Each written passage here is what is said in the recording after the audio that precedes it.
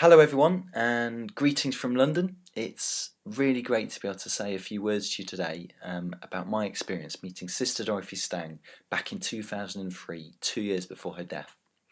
I was in Brazil working at a conservation centre, and during that time I invited a friend, a filmmaking friend, to come out, and we wanted to make a film. Other than that, we had no plan whatsoever.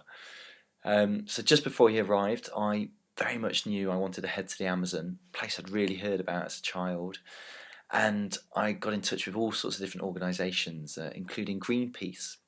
During that time, I heard all about this nun who was on a death list. She was fighting to save the rainforest, but might be quite difficult to get hold of because, well, she might be in hiding. A couple of weeks later, I actually managed to get a telephone number for Sister Dorothy and immediately made a call. And it was a really short call, about 5 minutes, on a faint, crackly telephone line. She immediately started telling me about the awful destruction to the forest, or the killing of the trees as she described it, the persecution and murder of an impoverished people.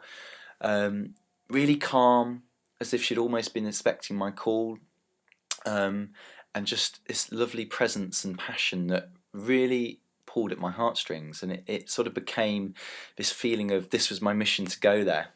So I told her, okay, we'll be coming in a couple of days, and she was like, yeah, fine, I'll meet you at the priest's house. She'd arranged for us to have some accommodation. So yeah, we didn't quite realise how far it would be. About 3 or 4 days later, after a 2,500-mile journey on taxis, boats, planes, we eventually met Sister Dorothy, and it was really, really amazing. I remember a big warm hug. She gave me a rose, and immediately her delight for life was sort of emanating and shining out. Opa, como vai? Are you Sam? I am. Oh! Big Brazilian hug, yeah? I brought you a rose. Thank you very much. It's amazing to see you. I remember her taking us out for pizza, and starting to realise quite how serious the situation was, and she was keeping to the shadows so people wouldn't see her with us. Really getting a sense for the sort of danger, but there was always this real paradox between Sister Dorothy talking about the dangers, like she described how just a couple of days earlier she'd been held up at gunpoint on a bus, said that this was quite normal in these parts, and she just sort of brushed it off. And then the next minute she would say something like, the best thing to stay alive around here is drink plenty of water. Over the next few days we sort of journeyed with Sister Dorothy and went to see some of the projects she'd set up in the forest. One of the key things was she really knew that the environmental problems were completely linked with social problems. During that journey, I think the biggest thing that really shone out was her passion. There was a time in the village, Boa Esperança, when she was talking to the people, really instilling a strength in them and a hope with her words and her passion. And after that, we all stood in a big circle and said the Lord's Prayer, and there was a big cheer. And it was amazing to see this, because there was this really fiery, strong side of Sister Dorothy, but also when she was just speaking to you normally, you would listen, because they were considered, they were wise words, and there was a real heart behind what she was saying.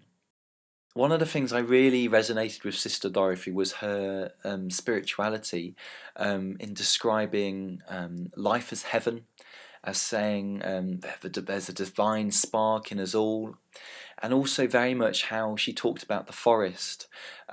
She saw the magnificence of the creativity, as she would describe it, and felt God's presence in the forest, describing the forest as an intrinsic value in itself, so not just as a resource for humans, not just as a climatic stabilizer, but something deeply alive in and of itself, and this was really beautiful to hear. We can renew the forest. Let's do it. I think although Sister Dorothy's message was undoubtedly about trying to wake us up to our short-term exploitation of the forest, and the foolishness of that short-sightedness, it was also a real message of hope. the fact that we could all make a difference, that the forest could regenerate. I remember once Sister Dorothy bending down to a small mahogany tree that had been planted as part of her project, and touching the tree and saying, we have heart and we have mind, and this tree is giving us everything it can, but we must decide how to use this tree. And the bottom line of that was, use it sustainably. Everybody can, in a very democratic way, can share in these world's gifts. If they've been invented, why should only a few share in them? Why can't more people share in the marvelous creativity that has come to our planet? Our people live very simply and happily without having so many things. So we have to learn to have the necessary things of life and not ask ourselves, what do we want, but what do I need? You have on your website, the Sisters of Notre Dame, hearts as wide as the world. And I think Sister Dorothy had a heart like this, a heart that was certainly as big as the forest, as big as the people that she was serving. She'd seen injustice and she had the courage to do something about it, to take a stand with the people, to be one of them. She very much knew the secret to life was a simple delight and joy.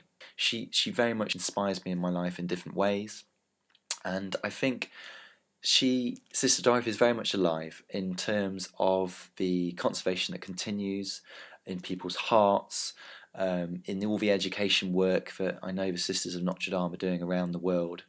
And for myself, it was a real privilege and honour to be able to capture a few moments, a bit of Sister Dorothy's beautiful spirit. The last words from Sister Dorothy as well were, keep rowing upstream, and certainly that's something I've never forgotten.